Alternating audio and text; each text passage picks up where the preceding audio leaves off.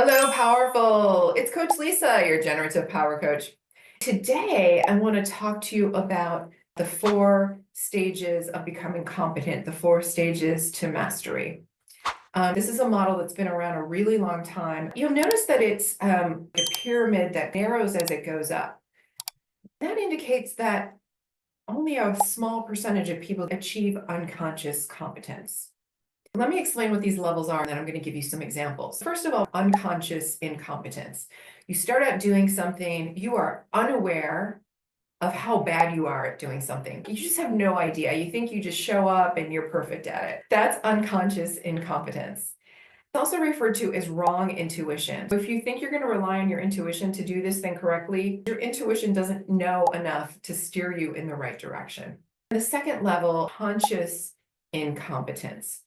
In this case, you're not great at something, but you are aware of how incompetent you are at something. It's also called wrong analysis because you try to analyze the situation, do the right thing, but your brain is steering you in the wrong direction. You're just not sure yet. But if you keep at it, you achieve conscious competence. We all reach conscious competence for different things. This is where you know there's something to be done, you're thinking about it, you want to get it right, and you do get it right. But it takes a lot of energy, thought, a lot of analysis. It's also called right analysis. So your analysis is correct. You don't have the intuition yet. The next level is unconscious competence. This is when you know how to do something so well, you don't even have to think about it. You have right intuition. Your brain can go on autopilot and it knows what to do. Now, you don't want to rely on that too much. You always want to be actively thinking about what you're doing. But it is nice when you're so good at something that you just show up relaxed.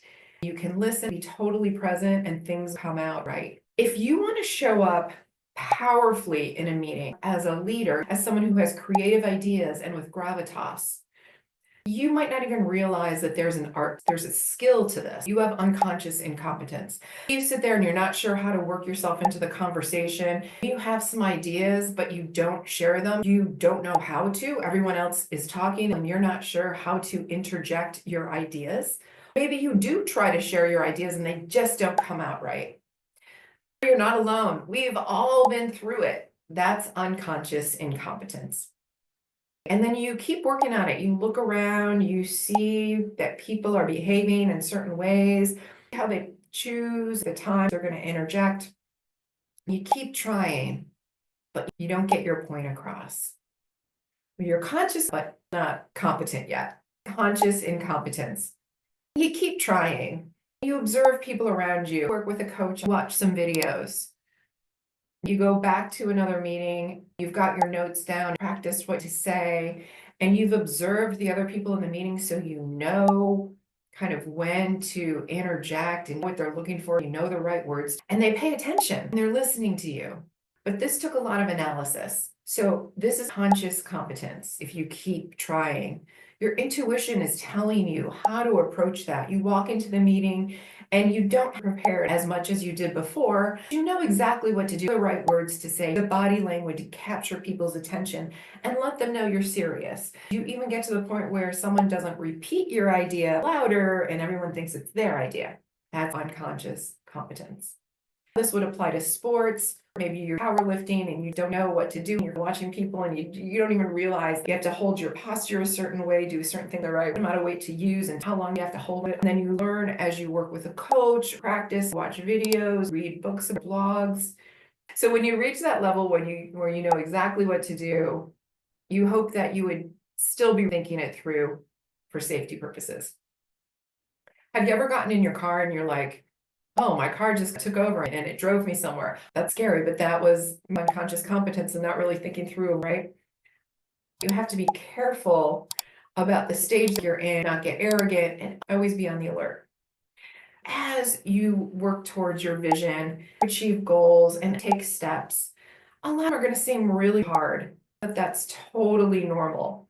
If you're trying something new or you're working towards mastery, but it's getting frustrating, that just means you're reaching the top of the pyramid. If you've been working really hard that it should be clicking and it's not, you might need some outside help. Don't give up, but look for somebody who can coach you, someone who's really good, who's probably worked through their own frustration and can help you break through whatever it is you need to break through. I want you to consider where you are in the 4 stages of competence as it relates to the skills and the competencies you need to achieve your vision. And what is left to jump into at the bottom level? People call this beginner mind. We are new at something, totally incompetent, might be making a complete fool out of ourselves, but jump back in and stay in the game. Keep making progress.